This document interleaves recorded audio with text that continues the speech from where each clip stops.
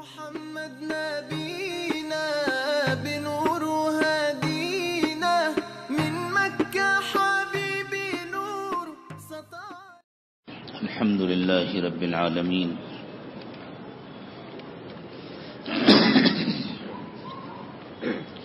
والصلاة والسلام على سيدنا محمد سيد الأولين والآخرين وعلى آله وأصحابه أجمعين.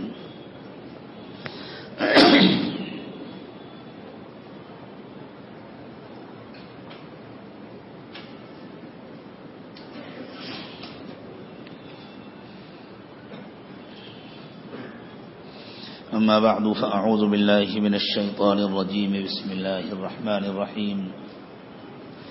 إنا بلوناهم كما بلونا أصحاب الجنة إذا اقسموا ليصرمنها مصبحين ولا يستثنون فطاف عليها طائف من ربك وهم نائمون فأصبحت كالصريم فتنادوا مصبحين أن اغدوا على حرثكم إن كنتم صارمين فانطلقوا وهم يتخافتون ألا يدخلنها اليوم عليكم مسكين وغدوا على حرد قادرين فلما رأوها قالوا إنا لضالون بل نحن محرومون قال أوسطهم ألم أقل لكم لولا تسبحون قالوا سبحان ربنا إنا كنا ظالمين سبحان ربك رب العزة عما يصفون وسلام على المرسلين والحمد لله رب العالمين. اللهم صل على سيدنا محمد وعلى آل سيدنا محمد وبارك وسلم. اللهم صل على سيدنا محمد وعلى آل سيدنا محمد وبارك وسلم. اللهم صل على سيدنا محمد وعلى آل سيدنا محمد وبارك وسلم. انسان کے مزاج میں بخل بہت ہے، خود غرضی اس کے اندر کوٹ کوٹ کر بھری ہوئی ہے،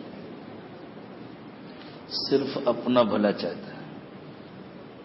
حتیٰ کہ ایک خود غرض انسان اگر اس کو اپنے بھلے کے لیے پورے خاندان کو، پوری قوم کو، پوری امت کو اور آگے بڑھ کر پوری انسانیت کو داؤ پر لگانا پڑے تو وہ باز نہیں آتا.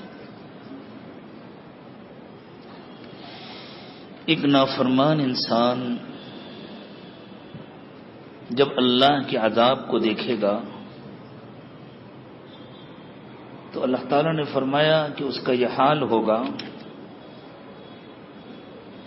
کہ اگر اس کا بس چلے تو وہ اپنی جگہ پر سارے انسانوں کو جھونک دے اور اپنے آپ کو بچا لے، اپنے بچوں کو، اپنے خاندان والوں کو اور دنیا کے تمام انسانوں کو. اس کا بس چلے تو وہ سب کو جہنم میں جھونک دے، یوں کہے اللہ میری جگہ پر ان سب کو آپ جہنم میں ڈال دیجئے لیکن مجھے بچا دیجئے. اللہ تعالیٰ نے تذکرہ فرمایا، آج ہی آپ نے یہ آیات کریمہ سنی سورۃ المعارج میں. اللہ نے فرمایا یود المجرم لو یفتدی من عذاب یومئذ ببنیہ. مجرم جب اللہ کا عذاب دیکھے گا، آج ہی عصر کے بعد کی مجلس میں یہ بات آئی تھی کہ کوئی جہنم میں جانا نہیں چاہتا. شیطان سب کو دھوکے میں رکھتا ہے کہ تم تو جنت میں جا رہے ہو، تم بڑے کامیاب ہو رہے ہو، کامیابی کے راستے پر چل رہے ہو. جب یہ دھوکہ ختم ہوگا، موت آئے گی، پردے ہٹیں گے، حقیقتیں نظر آئیں گی اور آخرت میں اللہ کے پاس پیشی ہوگی، اور پھر جب اللہ مجرم کے لیے جہنم کا فیصلہ کریں گے تو وہ تو گھبرا جائے گا، یہ کیا ہوا؟ میں تو سمجھا تھا کہ میں اپنی جنت بنا رہا ہوں، میں بہت کامیاب ہو رہا ہوں. تو ایک مجرم کی تمنا ہوگی لو یفتدی من عذاب یومئذ ببنی، کہ اگر میری نجات کے لیے یہ صورت ہو کہ میرے بچوں کو جہنم میں ڈال دیا جائے تو میں خوشی خوشی اس کے لیے تیار ہوں، لے جاؤ میرے سارے بچوں کو اور جہنم میں جھونک دو، مجھے بچا دو۔ میری بیوی کو ڈال کر، میرے بھائی کو ڈال کر، میرے پورے خاندان کو ڈال کر، بلکہ دنیا میں جتنے انسان بستے تھے، زمین پر جتنے لوگ تھے، اگر ان سب کو جہنم میں ڈلوا کر کے میں اپنی جان بچا سکوں تو میں اپنے آپ کو بچانے کی کوشش کروں۔ وَصَاحِبَتِهِ وَأَخِيهِ وَفَصِيلَتِهِ الَّتِي تُؤْوِيهِ وَمَنْ فِي الْأَرْضِ جَمِيعًا ثُمَّ يُنْجِيهِ۔ یہ ہے ایک نافرمان انسان کا مزاج۔ جب انسان کے پاس کچھ نہیں ہوتا تو وہ اللہ سے بھیک مانگتا ہے، روتا ہے، گڑ گڑاتا ہے، اللہ کے نیک اور مقبول بندوں کے پاس جاتا ہے، ان سے دعاؤں کی درخواست کرتا ہے، نظر مانتا ہے، منت مانتا ہے۔ اس وقت وہ اعتراف کرتا ہے کہ اللہ میں آپ کا محتاج بندہ ہوں، مجبور بندہ ہوں، دینے والے آپ ہی ہیں، آپ کے سوا کوئی دینے والا نہیں ہے۔ جب اس کے لیے سارے دروازے بند ہو جاتے ہیں تو وہ اللہ کا دروازہ کھٹکھٹاتا ہے، اور جب اللہ اسے اپنے فضل سے دے دیتے ہیں تو بہت جلدی وہ بھول جاتا ہے کہ اللہ نے دیا ہے، پھر وہ یہ سمجھتا ہے کہ یہ سب کچھ میرا ہے۔ سیدنا موسیٰ علیہ السلام کا چچا زاد بھائی تھا قارون۔ قارون مسلمان تھا، ہمارے زبان میں آج کی اصطلاح میں وہ کافر نہیں تھا، مسلمان تھا، اس لیے کہ اس زمانے میں تو کافر سمجھی جاتی تھی فرعون کی قوم جو اصلی مصری تھے۔ بنی اسرائیل تو مسلمان تھے، جیسے ہم اور آپ مسلمان ہیں، کوئی مانتا ہے کوئی نہیں مانتا، کلمہ سب پڑھتے ہیں، اپنے کو مسلمان سب کہتے ہیں، رشتہ داریاں سب کی مسلمانوں کے ساتھ ہوتی ہیں، باقی کوئی کہنا مانتا ہے یا نہیں مانتا، اسی قسم کا مسلمان تھا قارون۔ قارون کافر نہیں تھا ہماری اصطلاح کے مطابق، ہماری بولی کے مطابق۔ اور پتہ ہے دیندار گھرانے کا تھا، حضرت موسیٰ علیہ السلام کا سگا چچا زاد بھائی تھا، لیکن رشتوں سے کچھ نہیں ہوتا، خاندان سے کچھ نہیں ہوتا، قومیت سے کچھ نہیں ہوتا، جو کچھ ہوتا ہے وہ عمل اور کردار سے ہوتا ہے۔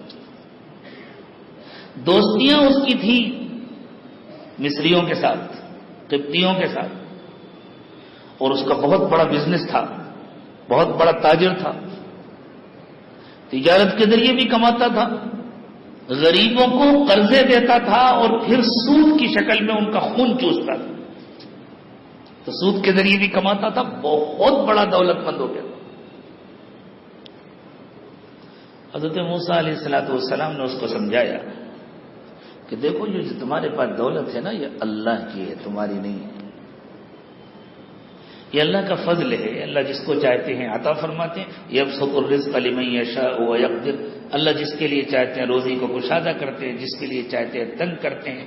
ایک کام کرو، اس میں سے غریبوں پر بھی خرچ کرنا شروع کرو، غریبوں کا خون چوسنا بند کرو، اور اس دولت میں سے غریبوں پر بھی خرچ کرنا شروع کرو۔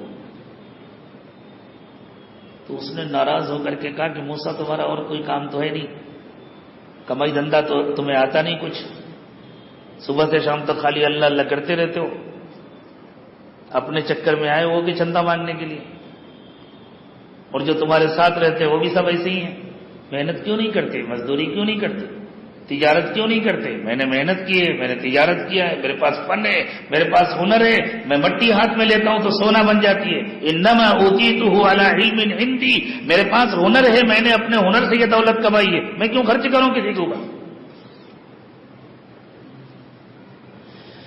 اور اس قسم کے جو بگڑے ہوئے لوگ ہوتے ہیں، اللہ ہم سب کی حفاظت فرمائے، ان کی ایک اور دلیل ہوتی ہے،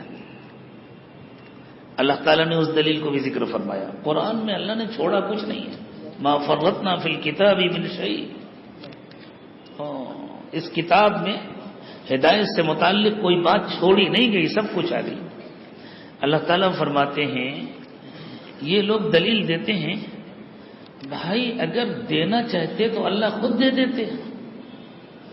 اللہ نے ان کو بھکاری بنایا, اللہ نے ان کو فقیر بنایا, اللہ نے ان کو محتاج بنایا, تو ہم اللہ کی مرضی کے خلاف کیسے کام کریں؟ ہم ان کو کھلائیں, ہم ان کی ضرورت پوری کریں, تو یہ تو اللہ کی مرضی کے خلاف ہو گیا نا. جب اللہ ان کو بھوکا رکھنا چاہتے تھے تو ہم کون ہوتے ہیں کھلانے والے؟ جب اللہ ان کو ننگا رکھنا چاہتے تھے تو ہم کون ہوتے ہیں پہنانے والے؟ جب اللہ ان کو بے گھر رکھنا چاہتے تھے تو ہم کون ہوتے ہیں ان کو گھر بنا کر دینے والے؟ اللہ.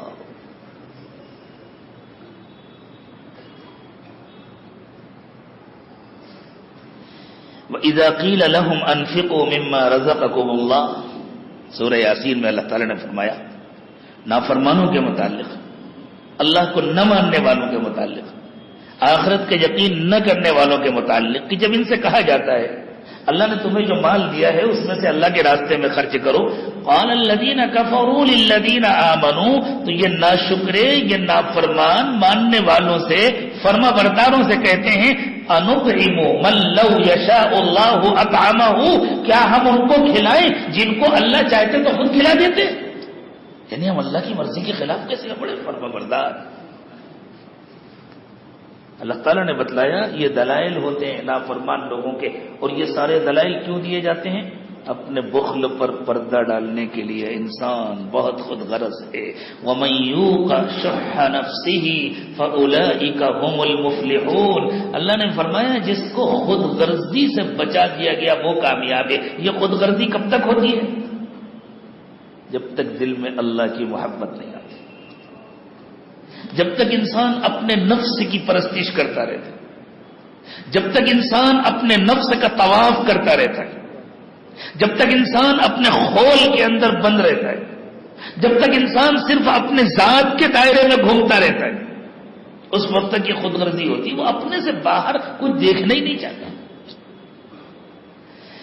لیکن جب اس کو اللہ کی محبت نصیب ہو جاتی ہے تو پھر اس کے مزاج میں آفاقیت آتی ہے, پھر اس کے مزاج میں بلندی آتی ہے, پھر یہ دوسروں کا بھلا چاہنے لگتا ہے, پھر یہ دوسروں سے محبت کرنے لگتا ہے, پھر یہ اللہ کی مخلوق سے محبت کرتا ہے, اور یہ سمجھتا ہے کہ میں اللہ کی مخلوق سے محبت کروں گا تو اللہ مجھ سے محبت کریں گے. الخلق عیال اللہ, من احب خلق اللہ احبہ اللہ. ساری مخلوق اللہ کا کنبہ ہے, اللہ کا گویا خاندان ہے, اللہ کے گھر والے ہیں, اس لیے اللہ نے پیدا کیا ہے. اللہ خالق ہے, مخلوق مخلوق ہے, اللہ نے محبت کے ساتھ پیدا کیا. جو اللہ کی مخلوق سے محبت کرتا ہے اللہ اس سے محبت کرتا ہے. ایک محدث تھے, اور یہ جس زمانے کی بات ہے اس زمانے میں پریس نہیں ہوتے تھے, پرنٹنگ پریس نہیں ہوتے تھے. اگر کسی کتاب کے نسخے کی کسی کو ضرورت ہوتی تھی تو اس کا ایک ہی طریقہ تھا, ایک نسخہ سامنے رکھ کر اس کو دیکھ کر دوسرا نسخہ لکھ کر تیار کرنا. فوٹو کاپی بھی نہیں ہوتی تھی, لوگ اپنے ہاتھ سے لکھتے تھے یا لکھنے والوں کو اجرت دے کر کے ان سے لکھاتے تھے. ایسے لوگوں کو نساخ کہا جاتا تھا, کاتب بھی کہا جاتا تھا, نساخ بھی کہا جاتا تھا. وہ نسخے تیار کرتے. محدثین اپنے اساتذہ سے جو حدیثیں سنتے تھے پھر ان کو بیٹھ کر کے خود لکھتے تھے. اور نکلے کے لیے بھی اس زمانے کے جیسے پین ہوتے ہیں, کچھ عرصہ پہلے تک تو فاؤنٹن پین ہوتے تھے جن میں انک بھری جاتی تھی, اب تو بال پین ہوتے ہیں, عمدہ قسم کی ریفل آتی ہیں جن میں شاندار قسم کی انک بھری جاتی ہے. لکھتے رہیے آپ, 100 صفحے لکھتے چلے جائیے, کہیں رکتا نہیں. فاؤنٹن پین میں بھی 2-4 صفحے لکھنے کے بعد پھر اس میں انک بھرنی پڑتی تھی. اور اس سے پہلے کے جو پین ہوتے تھے ان میں نب تو ہوتی تھی باقاعدہ, لیکن ان کو ڈبو کر لکھا جاتا تھا. اور میں جس زمانے کی بات کر رہا ہوں اس زمانے میں اس قسم کا کوئی پین نہیں ہوتا تھا. اس زمانے میں تو لکڑی کا قلم بنایا جاتا تھا جس کو بار بار چھیلا جاتا تھا, جس کی نوک بار بار کاٹی جاتی تھی, اور دعوات ہوتی تھی, اس دعوات کے اندر انک ہوتی تھی, اس میں ڈباتے تھے. اور اگر انک زیادہ آ گئی تو وہ ذرا چھڑکتے تھے, کم کرتے تھے, پھر لکھتے تھے. تو وہ محدث تھے, حدیث لکھ رہے تھے, پین ڈالا انہوں نے دعوات کے اندر. گرمی کا زمانہ تھا, دوپہر کا وقت تھا, سخت تپش تھی. جیسے ہی قلم باہر نکالا ایک مکھی آئی اور آ کر قلم پر بیٹھ گئی، انک پینے لگی۔ مکھی تو بہت حساس ہوتی ہے، ذرا سی حرکت ہو تو اڑ کر بھاگ جاتی ہے۔ انہوں نے فوراً اپنا قلم اسی جگہ روک لیا، یہ سوچ کر یہ بھی تو اللہ کی مخلوق ہے، جیسے مجھے پیاس لگتی ہے اس کو بھی پیاس لگتی ہے، جیسے مجھے تکلیف ہوتی ہے اس کو بھی تکلیف ہوتی ہے، میں تھوڑی دیر انتظار کر لیتا ہوں، اس کا پیٹ بھر جائے، یہ پی کر اڑ جائے، اس کے بعد حدیث لکھوں گا۔ رک گیا، انتظار کیا، جب وہ مکھی اڑ گئی اس کے بعد انہوں نے حدیث لکھنا شروع کیا۔ بھول بھی گئے وہ یہ واقعہ۔ جب ان کا انتقال ہوا اور ایک شاگرد نے خواب میں دیکھا، پوچھا حضرت کیا ہوا؟ فرمایا اللہ کا فضل ہے، مغفرت ہو گئی۔ تو شاگرد نے کہا ہمیں تو یقین تھا کہ آپ کا تو بڑا اکرام ہوگا، آپ اتنے بڑے محدث، پوری زندگی آپ نے حدیث کی خدمت میں گزاری۔ انہوں نے فرمایا نہیں، ان باتوں کا تو تذکرہ بھی نہیں آیا۔ ایک دوسری وجہ ہوئی مغفرت کی۔ کیا وجہ ہوئی حضرت؟ یوں فرمایا میری پیشی ہوئی تو اللہ تعالیٰ نے فرمایا میرے بندے، یاد ہے ایک دن تم بیٹھ کر حدیث لکھ رہے تھے اور ایک مکھی انک پینے لگی تھی اور تمہیں اس پر ترس آ گیا تھا، جاؤ تم نے میری مخلوق کے ساتھ مہربانی کی، میں بھی تمہارے ساتھ مہربانی کرتا ہوں، جنت میں چلے جاؤ۔ اس وقت پوری دنیا میں جو نقشبندی سلسلہ ہے، مجددی سلسلہ، اس کے امام ہیں حضرت امام ربانی مجدد الفسانی رحمت اللہ علیہ، سرہند کے رہنے والے تھے، احمد ان کا نام تھا، شیخ احمد سرہندی، بہت بلند مقام اللہ نے ان کو عطا فرمایا۔ لیکن دنیا کو اللہ نے دارالاسباب بنایا ہے۔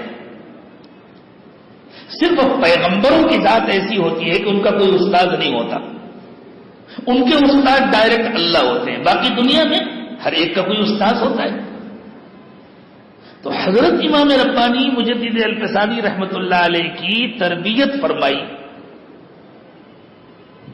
اور ان میں نسبت منتقل فرمائی حضرت خواجہ باقی باللہ رحمت اللہ علیہ نے۔ کوئی سوچے خواجہ باقی باللہ کا کیا مقام ہوگا جن کی تربیت سے الفسانی کا مجدد تیار ہوا، 1000 سال کا مجدد تیار ہوا جن کی تربیت۔ یہ خواجہ باقی باللہ رحمت اللہ علیہ ہندوستان کے رہنے والے نہیں تھے،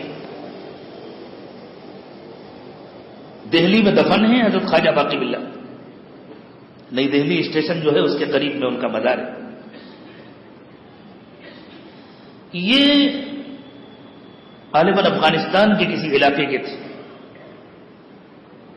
وہاں سے ان کو دہلی بھیجا گیا تھا تاکہ ان کے ذریعے حضرت مجدد الفسانی کی تربیت ہو اور اتنا بڑا مقام ملے۔ ہوا یہ تھا کہ یہ اپنے وطن میں رہتے تھے، عبادت اور ریاضت میں مصروف رہتے تھے۔ ایک مرتبہ بہت سخت سردی کی رات تھی، اس علاقے میں برف باری ہوتی ہے تو سخت ترین سردی ہوتی ہے۔ تہجد کے سلسلے میں رسول اللہ صلی اللہ علیہ وسلم کی سنت یہ ہے کہ آپ بیدار ہوتے تھے، تہجد ادا فرماتے تھے، دعا مانگتے تھے، اللہ کا ذکر کرتے تھے اور پھر فجر کی نماز سے پہلے تھوڑی دیر پھر آرام فرماتے تھے، پھر دوبارہ بیدار ہو کر پھر فجر کے لیے آتے تھے۔ کبھی جاگتے رہتے تھے، کبھی آنکھ لگ جاتی تھی، پھر فجر کی اذان کے قریب بیدار ہو جاتے تھے، پھر وضو تازہ کر کے پھر آپ تشریف لاتے تھے۔ یہ بھی ایک سنت ہے، یعنی تہجد کو 2 نیند کے درمیان پڑھنا یہ مستقل ایک سنت ہے۔ ایک مرتبہ سونا، پھر اٹھ کر کے تہجد پڑھنا، پھر تھوڑی دیر سونا یا آرام کرنا، پھر فجر کی نماز پڑھنا، لیکن یہ ضروری نہیں۔ اگر کسی کو ڈر لگتا ہے کہ تہجد میں آنکھ نہیں کھلے گی تو اس کے لیے تو بہتر ہے کہ سونے سے پہلے تہجد کی نیت سے نماز پڑھ لے، اس لیے کہ شیطان اسی لیے تو آنکھ نہیں کھلواتا نا، نہیں کھولنے دیتا کہ تہجد نہ پڑھ سکے۔ اب جب آپ نے پہلے ہی تہجد پڑھ لیا تو اب وہ سزا کر کے کیا پائے گا؟ فجر میں تو آپ کو اٹھتا ہی ہے، تو کچھ دنوں کے بعد وہ چھوڑ دے گا آپ کو، پھر انشاءاللہ تہجد میں آنکھ کھلنے لگے گی۔ یہ تہجد گزار بننے کا آسان نسخہ ہے. آج سے کر سکتے ہیں, سب لوگ کر سکتے ہیں, اس میں تو کوئی مسئلہ ہی نہیں. سونے سے پہلے 2 رکعت کر کے کم از کم 4 رکعت پڑھ لیں اور اللہ سے دعا کریں, اللہ میری اس وقت آنکھ نہیں کھلتی, شیطان میرا دشمن ہے, اس لیے میں اس وقت تہجد پڑھ رہا ہوں, اللہ آپ آسان کر دیجئے میرے لیے تاکہ اس وقت آنکھ کھلا کرے. اور جس وقت رسول اللہ صلی اللہ علیہ وسلم تہجد پڑھتے تھے میں اس وقت تہجد پڑھوں, تو تہجد تو آپ کی آج سے ہی شروع ہوگی. اللہ چاہیں گے تو سنت کا کامل اتباع بھی نصیب ہو جائے. تو حضرت خواجہ باقی باللہ رحمۃ اللہ علیہ نے تہجد پڑھی, ذکر کیا, مراقبہ کیا, پھر دل چاہا کہ اب تھوڑی دیر آرام کر لوں, پھر فجر کی نماز کے لیے جاؤں گا. جو اپنے بستر میں آئے آرام کرنے کے لیے تو بستر میں ایک بلی سو رہی تھی. بلی نے دیکھا بستر خالی ہے, سردی اسے بھی لگ رہی تھی, گدا بچھا ہوا ہے, اوپر سے لحاف پہ گھس گئی تھی اندر. آ کر کے لحاف اٹھایا تو دیکھا بلی سو رہی, فوراً چھوڑ دیا اور سوچا میں تو اس بستر میں روز سوتا ہوں, یہ بھی تو اللہ کی مخلوق ہے, یہ بھی تو جاندار ہے, اس کو بھی تو سردی لگی ہے, اب یہ سو گئی ہے تو میں اس کی نیند نہ خراب کروں. واپس آ کر پھر مصلی پر بیٹھ گئے فجر تک کے لیے. اسی دن انہیں خوشخبری ملی, تم نے ہماری مخلوق پر مہربانی کی اور اس پر ترس کھایا, اب ہم تم کو اس کا بہت بڑا انعام دیں گے. اور وہ انعام یہ تھا کہ ان کو شیخ بنایا اللہ تعالیٰ نے حضرت امام ربانی مجدد الفسانی رحمت اللہ علیہ. پھر ان کو غیبی اشارہ ملا کہ دہلی جاؤ, وہ دہلی آئے اور پھر حضرت مجدد صاحب بیعت ہوئے. جب حضرت مجدد صاحب کو اجازت و خلافت مل گئی تو انہوں نے لوگوں کو بیعت کرنا بند کر دیا اور فرمایا میں تو صرف ان کی تربیت کے لیے آیا تھا, بس اس کے بعد جب یہ تیار ہو گئے اب جس کو بیعت کرنا انہی کے پاس جائے. حتیٰ کہ اپنے سارے مریدین سے کہا آپ شیخ احمد کے پاس جاؤ. تو کسی نے کہا حضرت آپ سب کو شیخ احمد کے پاس بھیج رہے ہیں, وہ آپ کے شاگرد ہیں, آپ ان کے استاد ہیں, وہ آپ کے مرید ہیں, آپ ان کے شیخ ہیں, تو آپ سب کو ان کے پاس کیوں بھیج رہے ہیں؟ کیا تمہیں پتہ ہے شیخ احمد کا کیا مقام ہے؟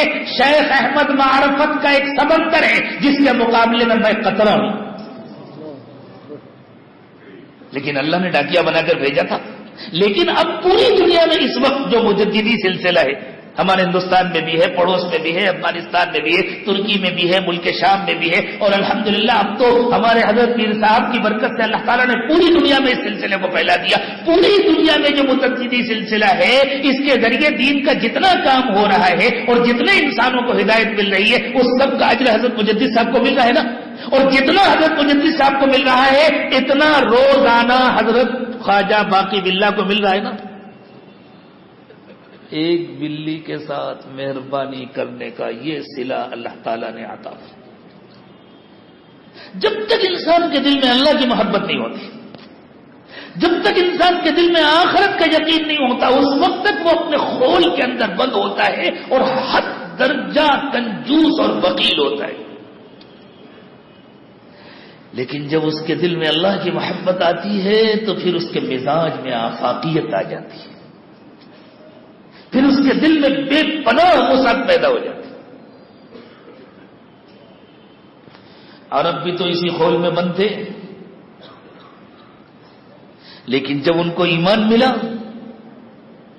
پھر تو خود بھوکے رہ کر دوسروں کو کھلانے لگے, خود پیاس سے جان دے کر کے دوسروں کو ترجیح دینے لگے. پہلے ان کو پانی پلاؤ. ایک صحابی کہتے ہیں, انصاری صحابی کہتے ہیں, ایک جنگ میں میں اپنے چچا زاد بھائی کو تلاش کر رہا تھا, پانی ساتھ میں لے لیا تھا کہ اگر زخمی ہو اور ابھی زندہ ہو تو پانی پلا دوں گا.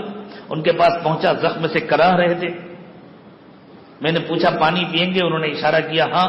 پانی نکالا پلانے کے لیے, اتنے میں دوسرے کے کراہنے کی آواز آئی تو آنکھ سے اشارہ کیا پہلے ان کو پلاؤ. جان جا رہی ہے, خود پینے کو تیار نہیں, پہلے ان کو پلاؤ. کہتے ہیں میں ان کے پاس گیا تو دوسرے کے کراہنے کی آواز آئی تو انہوں نے اشارہ کیا پہلے ان کو پلاؤ. میں ان کے پاس گیا تو وہ اللہ کو پیارے ہو چکے تھے. بیچ والے کے پاس آیا وہ بھی رخصت ہو چکے تھے. اپنے بھائی کے پاس آیا وہ بھی اللہ کے پاس جا چکے تھے, لیکن دوسرے سے پہلے کسی نے پانی پینا پسند نہیں کیا. یہ وسعت پیدا ہوتی ہے دلوں کے اندر, یہ آفاقیت پیدا ہوتی ہے مزاج کے اندر جب اللہ کی محبت آتی ہے. اللہ ہم سب کو اپنی محبت نصیب فرمائے. تو اللہ تعالیٰ نے ان مکے والوں کا تذکرہ کیا، یہ کتنے بخیل ہیں اپنے کفر کی وجہ سے، اپنے شرک کی وجہ سے، اور پھر اس کو ایک مثال کے ذریعے سمجھایا۔ کسی زمانے میں کسی قوم میں ایک واقعہ پیش آیا تھا، اللہ نے فرمایا ہم نے ان کو ایسے ہی امتحان میں ڈالا ہوا ہے جیسے باغ والوں کو امتحان میں ڈالا تھا۔ یہ باغ والے کون ہیں؟ اس کی تفصیل بتلائی اللہ کے نبی صلی اللہ علیہ وسلم نے کہ ایک بہت اچھا باغ تھا، کھیتی تھی، باغ تھا، غلہ اگتا تھا، پھل ہوتے تھے، جیسے آپ کے علاقے میں آم وغیرہ کے باغات ہوتے ہیں۔ چند بھائی تھے، باپ کا انتقال ہو چکا تھا، یہ بھائی بچے تھے۔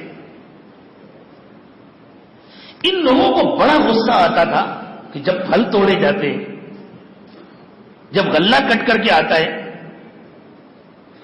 تو یہ غریب مانگنے والے ہمارے دروازے پر آ جاتے ہیں، ہم کو بھی دو، ہم کو بھی دو، ہم کو بھی دو۔ اب ہمیں بانٹنا پڑتا ہے، اچھا خاصا تقسیم ہو جاتا ہے۔ حالانکہ سب کچھ اللہ نے دیا نا، تو اللہ نے اپنے ضرورت مند بندوں کا بھی حق رکھا ہے۔ کبھی ایسا ہوتا ہے اللہ کسی کی روزی کسی کے پاس بھیجتے ہیں، روزی کسی اور کی ہوتی ہے، بھیجتے ہیں کسی اور کے پاس، اور جب وہ اس کے پاس پہنچا دیتا ہے اللہ اس کو ڈاکیا بناتے ہیں، روزی اسی کی تھی جس کے پاس پہنچی، اور اس کو پہنچانے کا اجر الگ سے دیتے ہیں۔ ہم جب کسی پر خرچ کرتے ہیں تو اپنا نہیں خرچ کرتے، اسی کا خرچ کرتے ہیں، لیکن یہ اللہ کا کرم ہے۔ اللہ چاہتے تو ہم کو واسطہ نہ بناتے، اس کو ڈائریکٹ دے دیتے، لیکن یہ اللہ کا احسان ہے، اللہ نے ہم کو واسطہ بنایا اور ہم نے اس کا حق اس تک پہنچایا، اللہ ہمیں اس کا اجر دیتے ہیں، دنیا میں بھی برکت دیتے ہیں، آخرت میں بھی اجر دیں گے۔ تو ہمارا تو بھلا ہے، ہمارا تو فائدہ ہے دوسروں پر خرچ کرنے میں۔ لیکن ان بھائیوں نے آپس میں مشورہ کیا، ایک کام کرتے ہیں، اس مرتبہ پھل توڑیں گے آدھی رات میں، اور ہو سکتا ہے کوئی پارٹی بھی سیٹ کر لی ہو کہ صبح سے پہلے پہلے بیچ بھی دیں گے۔ ایسا بھی ہوتا ہے نا، ادھر سے توڑ کے لائے ادھر بیچ دیا، ادھر سے کاٹ کے لائے ادھر سپلائی کر دیا۔ تو رات میں توڑیں گے جب سارے گاؤں والے سو رہے ہوں، تاکہ کوئی مانگنے والا نہ آئے، کوئی سوال کرنے والا نہ آئے۔ مشورے سے طے ہو گیا بھائی آج رات میں سونا نہیں ہے، آج تو رات بھر کام کرنا ہے، پھل توڑنا ہے، کھیتی کاٹنا ہے۔ اور مزاج میں تو بغاوت تھی نا، اس لیے اس ساری گفتگو میں کہیں اللہ کا نام آیا ہی نہیں۔ اگر ان کا نیک ارادہ ہوتا، اگر اللہ سے تعلق ہوتا اور اس وجہ سے رات میں کاٹنے یا پھل توڑنے کا منصوبہ بنایا ہوتا کہ بھئی گرمی کا زمانہ ہے، دن میں تکلیف ہوتی ہے، دھوپ ہوتی ہے، رات میں کام کریں گے اور اللہ کے راستے میں بھی خرچ کریں گے، اللہ کے ضرورت مند بندوں میں بھی دیں گے، تو وہ کہتے انشاءاللہ ہم رات میں کام کریں گے۔ انہوں نے انشاءاللہ نہیں کہا، اللہ کا نام نہیں لیا، اس لیے کہ وہ تو اللہ کے حکم کے خلاف کرنا چاہتے تھے۔ انتظار میں رہے سارے گاؤں والے کھا پی کر سو جائیں۔ گاؤں والے تو جلدی سو جاتے تھے، شہر والے جانتے ہیں آدھی رات یا اس سے زیادہ۔ اب جب سو گئے سب تو چپکے چپکے انہوں نے ایک دوسرے کو اشارہ کیا، چلو چلو دیر کرو گے نا تو پھر پھل توڑتے اور توڑتے صبح ہو جائے گی، صبح لوگ اڑ جائیں گے، غریب لوگ بھی اڑ جائیں گے، دیکھیں گے پھل توڑے جا رہے ہیں تو آ جائیں گے مانگنے کے لیے، ہمیں صبح سے پہلے پہلے اپنا کام مکمل کر لینا ہے۔ اذ اقسموا لیصرمنها مصبحین، ان لوگوں نے آپس میں قسم کھایا کہ ہم اپنے باغ کے پھل رات تک توڑیں گے، ولا یستثنون، اور اللہ کا نام نہیں لیا۔ ابھی یہ گھر سے نکلے نہیں تھے، ادھر اللہ نے اس باغ پر ایک مصیبت بھیج دی، فرشتوں کو بھیج دیا، انہوں نے آ کر کے بالکل صاف کر دیا، پھل ہی نہیں پیڑ بھی صاف، میدان بنا دیا۔ کسی کا باغ ہو اور اچانک جا کر کے دیکھے میدان ہے تو وہ تو سمجھے گا میں غلط جگہ آ گیا، پھر جب آزو بازو میں دیکھے گا یہ فلاں کا کھیت ہے، یہ فلاں کا اوہو جگہ تو صحیح ہے لیکن بہت بڑی مصیبت آ گئی۔ فطاف علیہا طائف من ربک وهم نائمون، ابھی یہ لوگ سو رہے تھے کہ تمہارے رب کی طرف سے کوئی آیا اور اس نے اپنا کام کر دیا، فاصبحت کالصریم، اور وہ بالکل صاف ہو گیا۔ فتنادوا مصبحین، صبح صبح یعنی رات کے آخری پہر میں جب ذرا پو پھوٹنے لگی، روشنی ہونے لگی، تو انہوں نے ایک دوسرے کو آواز دیا، انقضوا علی حرثکم ان کنتم صارمین، ارے کھیتی کاٹنا ہے تو جلدی چلو۔ فانطلقوا وهم يتخافتون الا يدخلنها اليوم عليكم مسكين، آپس میں چپکے باتیں کرتے چلے، دیکھو زور سے مت بولنا ورنہ غریبوں کی بستی سے گزر رہے ہیں، انہیں پتہ چل جائے گا تو وہ بھی پیچھے آ جائیں گے، آج کوئی غریب آنے نہ پائے، آج تو ایک دانہ 100% بچنا چاہیے۔ وغدوا على حرد قادرين، اور پوری تیاری کے ساتھ گئے تھے، وہ سارا سامان لے کر، کاٹنے کا سامان لے کر، اور بھرنے کے لیے بوریاں اور تھیلے سب لے کر کے بالکل اس کو کاٹنے اور اس کو پیک کرنے کی پوزیشن میں تھے۔ فَلَمَّا رَأَوْهَا قَالُوا إِنَّا لَضَالُّونَ، اب جا کر کے جب دیکھا تو کہنے لگے شاید ہم کہیں غلط جگہ آ گئے، شاید اندھیرے میں ہم راستہ بھٹک گئے۔ پھر کہا بل نحن محرومون، نہیں ہم تو بڑی مصیبت کا شکار ہو گئے، ہم محروم ہو گئے۔ قال اوسطهم الم اقل لكم لولا تسبحون، تو جو ان میں ذرا سمجھدار تھا اس نے کہا میں پہلے ہی کہہ رہا تھا گڑبڑ مت کرو، اللہ کو یاد کرو، اللہ کا حکم نہ توڑو، اس لیے کہ تھے وہ مسلمان لوگ، یہ کافروں کا تذکرہ نہیں ہے، یہ ہمارے آپ کی طرح کے مسلمانوں کا تذکرہ ہے۔ تھے وہ مسلمان لوگ، تو ان میں ایک بھائی جو ذرا سمجھدار تھا اسے ڈر لگ رہا تھا کہ بھائی یہ لوگ جو پروگرام بنا رہے ہیں اس سے کوئی بڑی مصیبت آ سکتی ہے، اللہ کی پکڑ آ سکتی ہے، تو اس نے کہا میں نے پہلے ہی تم لوگوں کو سمجھایا تھا، دیکھو اللہ کی پاکی بیان کرو، اللہ بے عیب ہیں، اللہ پاک ہیں، اللہ تعالیٰ نے اگر ہمیں دیا ہے اور غریبوں کو نہیں دیا ہے تو اس میں ہمارا کوئی کمال نہیں ہے اور ان غریبوں کا کوئی قصور نہیں ہے، یہ اللہ کی تقسیم ہے، اللہ ہمارے ذریعے ان تک پہنچانا چاہتے ہیں اور ہم کو دوہرا اجر دینا چاہتے ہیں۔ قالوا سبحان ربنا انا كنا ظالمین، ان لوگوں نے کہا ہاں بھائی اللہ میں کوئی کمی نہیں، اللہ کی ذات پاک ہے، واقعی ہم نے تو بڑا ظلم کیا، اپنے ساتھ بڑی زیادتی کی۔ فاقبل بعضهم على بعض يتلاومون، اب ایک دوسرے کو الزام لگانا شروع کیا، تم نے کہا تھا پہلے، تمہاری رائے تھی اس مرتبہ، پچھلے سال تم نے کہا تھا کہ آئندہ ہم بالکل غریبوں کو نہیں دیں گے، یہ اس کو کہہ رہا ہے، یہ اس کو کہہ رہا ہے، اب کیا ہوتا ہے؟ قالوا یا ویلنا انا کنا طاغین، اب انہوں نے اپنے آپ کو ملامت کرنی شروع کی، ہائے بربادی، ہائے افسوس، ہم نے ظلم کیا، اپنے ساتھ زیادتی کی۔ عسى ربنا ان يبدلنا خيرا منها، امید ہے کہ ہمارا رب ہمیں اس سے بہتر عطا کر دے۔ انا الی ربنا راغبون، اب ہم اپنے اللہ کی طرف متوجہ ہو رہے ہیں، اب اللہ کو یاد کر رہے ہیں، جب مصیبت پڑتی ہے تو سب اللہ کو یاد کرتے، اللہ کرے راحت میں ہم اس کو یاد کریں، نعمتوں کے رہتے ہوئے ہم اس کو یاد کریں، اللہ کو یاد کرنے کے لیے، اللہ کے آگے جھکنے کے لیے، اللہ کا کلمہ پڑھنے کے لیے اور اللہ کا کہنا ماننے کے لیے ہم نعمتوں کے ختم ہو جانے اور اللہ کا عذاب آ جانے کا انتظار نہ کریں، نعمتوں کے رہتے ہوئے اللہ کو یاد کریں، اس لیے کہ جو نعمتوں کو رہتے ہوئے اللہ کو یاد کرتا ہے اور اللہ کا شکر ادا کرتا ہے تو اللہ تعالیٰ نے فرمایا لئن شکرتم لأزیدنکم، تم شکر ادا کرو گے میں اور دوں گا، وَلَئِن کفرتم ان عذابی لشدید، اور اگر ناشکری کرو گے تو میری پکڑ بہت سخت ہے۔ کذالک العذاب، یوں آتی ہے پکڑ، بچتا کوئی نہیں ہے، بہت دنوں تک اللہ مہلت دیتے ہیں، بہت دنوں تک اللہ چھوٹ دیتے ہیں، موقع دیتے ہیں کہ بندہ توبہ کر لے، اللہ سے لو لگا لے، اللہ کی طرف متوجہ ہو جائے، لیکن جب نہیں مانتا تو پھر اللہ کی پکڑ آتی ہے۔ وَلَعَذَابُ الْآخِرَةِ أَكْبَرُ، اور آخرت کا عذاب بہت بڑا ہے۔ لَوْ كَانُوا يَعْلَمُونَ، یعنی یہ تو دنیا کا عذاب ہے، یہ بہت بڑا نہیں ہے، چھوٹا ہے، اس کے بعد آخرت کا عذاب ہے جو بہت بڑا ہے، کاش کہ لوگوں کے بات سمجھ میں آ جائے۔ آخرت میں کیا ہوگا؟ انسانوں کو دو حصوں میں بانٹ دیا جائے گا، فرما بردار انسان اور نافرمان انسان۔ جو فرما بردار ہیں ان کا نام اعمال ان کے داہنے ہاتھ میں دیا جائے گا، جو نافرمان ہیں ان کا نام اعمال ان کے بائیں ہاتھ میں دیا جائے گا۔ جن کا نام اعمال داہنے ہاتھ میں دیا جائے گا وہ تو خوشی سے پھولے نہیں سمائیں گے، اللہ مجھے آپ کو سب کو انہی میں شامل فرمائے جن کا نام اعمال دائنے ہاتھ میں دیا جائے۔ فَأَمَّا مَنْ أُوتِيَ كِتَابَهُ بِيَمِينِهِ فَيَقُولُ هَاؤُمُ اقْرَءُوا كِتَابِيَهْ، جس کا نام عمل داہنے ہاتھ میں دیا جائے گا وہ خوشی خوشی لوگوں کو دکھاتا پھرے گا, کہے گا آؤ آؤ لوگوں دیکھو دیکھو میرا رزلٹ دیکھو. جیسے کسی طالب علم کا اچھا رزلٹ آتا ہے نا, سب کو بتلاتا ہے دیکھو کتنا اچھا رزلٹ ہے, میں نے بہت محنت کی تھی, میں بہت توجہ سے پڑھتا تھا, ہاں میں تو کھانا بھی نہیں کھاتا تھا, میں سوتا بھی بہت کم تھا, میں کھیلنے بھی نہیں جاتا تھا, میں تو ہر وقت تیاری کرتا تھا, اور میں نے امتحان لکھا بھی بہت اچھا تھا, بہت یکسوئی کے ساتھ جاتا تھا, روزانہ جانے سے پہلے 2 رکعت حاجت کی نماز پڑھتا تھا, اللہ سے مانگتا تھا, اور میرے ابا نے بھی صدقہ دیا تھا, اور میری اماں بھی دعا کرتی تھی. سب بتلاتا ہے نا خوشی خوشی سب. تو اسی طرح جب وہاں کامیاب ہوں گے, اللہ مجھے آپ کو سب کو کامیاب کرے, اور نامہ اعمال داہنے ہاتھ میں ملے گا. نامہ اعمال کا داہنے ہاتھ میں مل جانا یہ خود کامیابی کی علامت ہوگی. تو اللہ فرماتے ہیں فَيَقُولُ هَاؤُمُ اقْرَءُوا کِتَابِیَهْ, تو انسان کہے گا آؤ آؤ میرا نامہ اعمال پڑھو.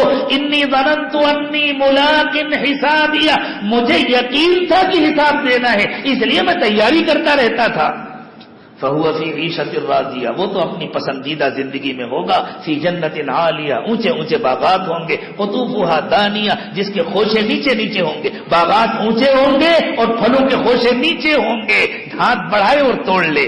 کُلُوا وَاشْرَبُوا هَنِيئًا بِمَا أَسْلَفْتُمْ فِي الْأَيَّامِ الْخَالِيَةِ, اور کہہ دیا جائے گا گزشتہ زندگی میں تم نے بہت اچھے کام کیے ہیں, اب کوئی پابندی نہیں, اب مزے سے کھاؤ پیو.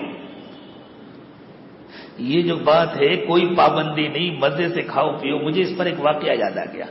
سیدنا امام احمد ابن حنبل رحمۃ اللہ علیہ, امام اہل سنہ کہے جاتے ہیں, بہت مشہور بزرگ ہیں, بہت بڑے فقیہ اور محدث. امام احمد ابن حنبل رحمۃ اللہ علیہ کے زمانے میں ایک اور بزرگ تھے بشر حافی. یہ ننگے پیر رہتے تھے, اور اس کی وجہ یہ تھی کہ پہلے ان کی زندگی اچھی نہیں تھی, شراب میں دھند رہتے تھے, گناہوں میں مست رہتے تھے.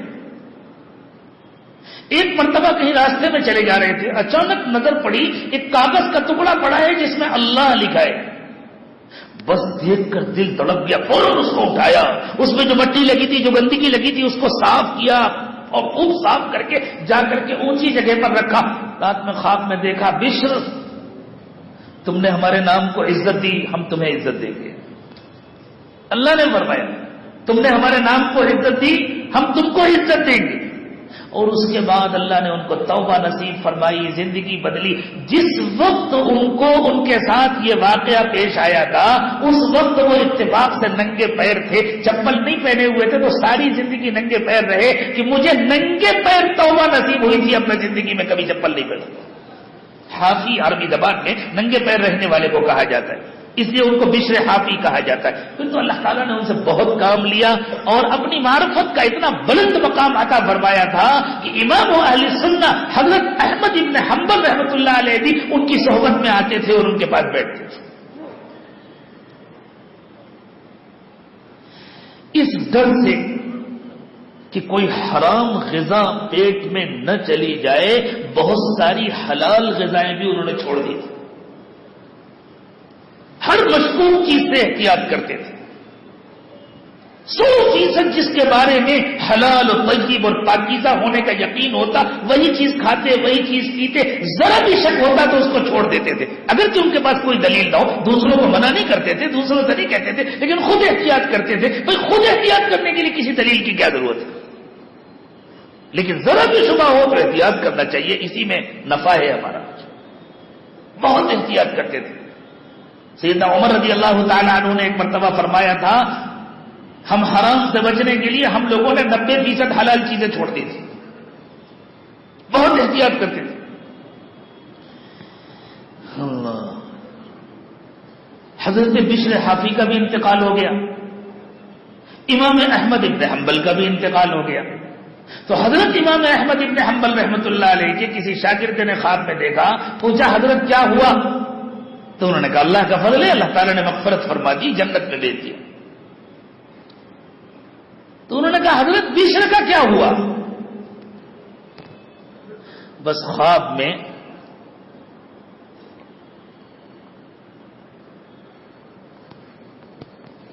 امام احمد ابن حنبل رحمۃ اللہ نے فرمایا, ارے کس کے بارے میں پوچھ رہے ہو, ان کے لیے تو نہ پوچھو, ان کو تو بہت بلند مقام ملا. ان کو تو اللہ نے ایسی جگہ پر ٹھہرا دیا کہ بس جتنا دل چاہے وہ اللہ کا دیدار کرے. اس سے بڑی تو کوئی نعمت نہیں ہو سکتی. محبوب حقیقی کا دیدار نصیب ہو کہ تم زندگی بھر میری خاطر تڑپتے تھے, میری محبت میں بے چین رہتے تھے, جتنا دل چاہے میرا دیدار کرو. اور جنت کی ساری نعمتیں اللہ تعالیٰ نے ان کو عطا فرما دی اور یوں فرمایا بشر تم نے میری محبت میں دنیا میں کھانا پینا چھوڑ دیا تھا, بہت کم کھاتے تھے, ڈر ڈر کر کھاتے تھے, شک ہوتا تھا تو چھوڑ دیتے تھے, بہت کم پیتے تھے. اب یہاں کوئی پابندی نہیں ہے, جو دل چاہے کھاؤ, جتنا دل چاہے کھاؤ, اور جو دل چاہے پیو, جتنا دل چاہے پیو. کلوا واشربوا ہنیئا بما اسلفتم فی الایام الخالیہ. تم نے پچھلی زندگی میں جو نیک اعمال کیے ہیں یہ ان کا بدلہ ہے, اب جتنا دل چاہے کھاؤ پیو. اس جملے کی معنویت انہی کو سمجھ میں آئے گی جو دنیا میں اللہ کی خاطر, اللہ کے ڈر سے کھانے پینے سے احتیاط کرتے, قدم قدم پر احتیاط کرنا پڑتا ہے. جو یہاں احتیاط کرتے ہیں ان کو اس کی معنویت سمجھ میں آئے گی کہ اللہ فرمائیں گے یہاں کوئی پابندی نہیں, سب کھاؤ جتنا دل چاہے کھاؤ. وَأَمَّا مَنْ أُوتِيَ كِتَابَهُ بِشِمَالِهِ, اور جس کا نام اعمال بائیں ہاتھ میں ملے گا, فَيَقُولُ يَا لَيْتَنِي لَمْ أُوتَ كِتَابِيَهْ, تو وہ کہے گا کاش کہ یہ نام اعمال مجھے نہ ملا ہوتا. وَلَمْ أَدْرِ مَا حِسَابِيَهْ, مجھے پتہ بھی نہ چلتا کہ میرا حساب کیا ہے. یا لیتہا کانت القاضیہ, کاش کی جو موت آئی تھی وہی مجھے ہمیشہ کے لیے ختم کر دیتی. ما اغنا عنی مالیہ, میرا مال بھی میرے کام نہیں آیا. ہلک عنی سلطانیہ, میرا اقتدار بھی ختم ہو گیا. خذوہ فغلوہ, فرشتوں سے اللہ فرمائیں گے اسے پکڑو اور اس کو بیڑیاں پہناؤ. ثم الجحیم صلوہ, اس کو توق پہناؤ گلے میں. ثم الجحیم صلوہ, پھر اسے جہنم میں ڈالو. ثم فی سلسلۃ ذرعها سبعون ذراعا فاسلکوہ, اور پھر اسے 70 گز لمبی زنجیروں میں جکڑ کر کے جہنم کے اندر کھینچو گھسیٹو. انہ کان لا یؤمن باللہ العظیم, یہ اللہ کو نہیں مانتا تھا, یہ اللہ کی عظمت کو نہیں مانتا تھا, یہ اللہ کی بڑائی کو نہیں مانتا تھا. اور کنجوس اتنا بڑا تھا کہ کسی ضرورت مند کو ایک لقمہ کھانا نہیں کھلاتا تھا, اور نہ دوسروں سے کہتا تھا کہ کھلاؤ. ولا یحض علی طعام المسکین, ضرورت مندوں کو کھلانے کے لیے لوگوں کو ترغیب نہیں دیتا تھا. فلیس له اليوم هاهنا حمیم, یہاں اس کا کوئی دوست نہیں ہے. ولا طعام الا من غسلین, اور اس کو کھانے کے لیے وہ پانی ملے گا جو جہنمیوں کے زخموں کا دھول ہوگا. لا یاکلہ الا الخاطئون, اسے صرف مجرم کھائیں گے, اسے صرف گنہگار کھائیں گے.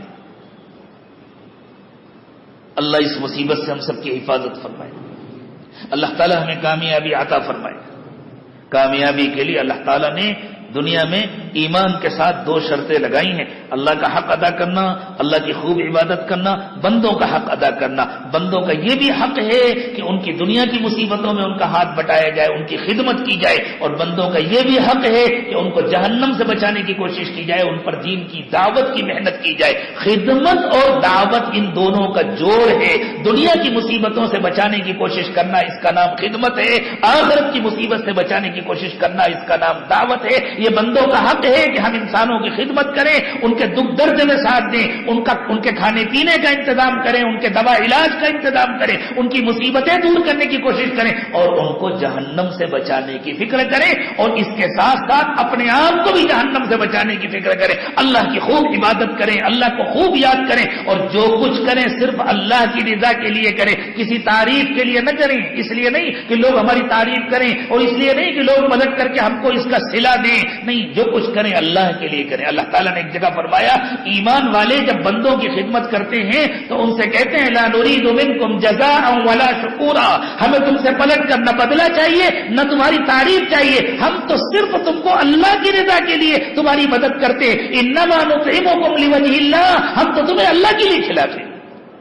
اللہ ہمیں ایسی خدمت کی توفیق عطا فرمائے, ایسی دعوت کی توفیق عطا فرمائے, ایسی عبادت کی توفیق عطا فرمائے. وآخر دعوانا ان الحمد للہ رب العالمین. جو احباب روزانہ نئے احباب آتے ہیں وہ درخواست کرتے ہیں مختلف موقعوں پر کہ ہم سلسلے میں داخل ہونا چاہتے ہیں, اور ان سے کہہ دیا جاتا ہے کہ انشاءاللہ مجلس کے بعد بیعت کے کلمات پڑھائے جائیں گے، اس لیے یہ عاجز بیعت اور توبہ کے کلمات پڑھ رہا ہے. جو لوگ سلسلے میں داخل ہونا چاہتے ہیں وہ ساتھ ساتھ پڑھیں. بسم اللہ الرحمن الرحیم. لا الہ الا اللہ محمد الرسول اللہ صلی اللہ علیہ وسلم. آمنت باللہ وملائکتہ وکتبہ ورسلہ والیوم الآخر والقدر خیرہ وشرہ من اللہ تعالی والبعث بعد الموت. آمنت باللہ کما ہوا باسمائہ وصفاتہ وقبلت جمیع احکامہ. اشہد ان لا الہ الا اللہ واشہد ان محمدا عبدہ ورسولہ. استغفر اللہ ربی من کل ذنب واتوب الیہ برحمتک یا ارحم الراحمین.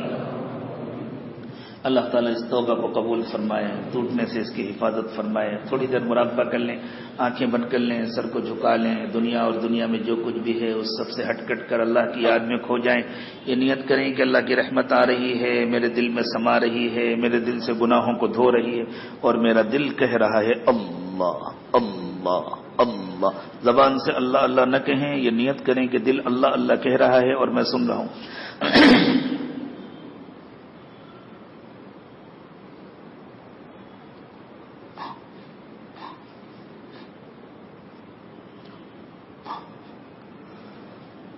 لا الہ الا اللہ محمد رسول اللہ. دعا فرما لیں. سبحان ربی العلی الاعلی الوہاب. اللہم صل علی سیدنا محمد وعلى آل سيدنا محمد وبارك وسلم. ربنا ظلمنا أنفسنا وإن لم تغفر لنا وترحمنا لنكونن من الخاسرين. پروردگار عالم، ہم آپ کے عاجز اور کمزور بندے ہیں، ہمارے حال پر رحم فرمائیے. اللہ اپنی محبت نصیب فرمائیے، اپنی معرفت نصیب فرمائیے. اللہ اپنی مخلوق کی محبت نصیب فرمائیے. اللہ اپنے حقوق ادا کرا دیجئے، جو ادا کرنا ہمارے بس میں نہ ہو انہیں معاف فرما دیجئے. اللہ مخلوق کے حقوق بھی ادا فرما دیجئے، ادا کرا دیجئے. اللہ مخلوق کی خدمت کرنے کی توفیق عطا فرمائیے. اللہ اپنی خوب عبادت کرنے کی توفیق عطا فرمائیے. اللہ بری زندگی سے، بری موت سے، برے انجام سے حفاظت فرمائیے. اچھی زندگی، اچھی موت، اچھا انجام نصیب فرمائیے. اللہ آپ نے نعمتیں دی ہیں، بچپن سے اب تک نعمتوں میں رکھا ہے. اللہ کبھی نعمتوں سے محروم نہ فرمائیے. اللہ نعمتوں میں اور برکت عطا فرمائیے، اور اللہ ناشکری کے وبال سے حفاظت فرمائیے. ہم سب کو شکر گزار بنائیے.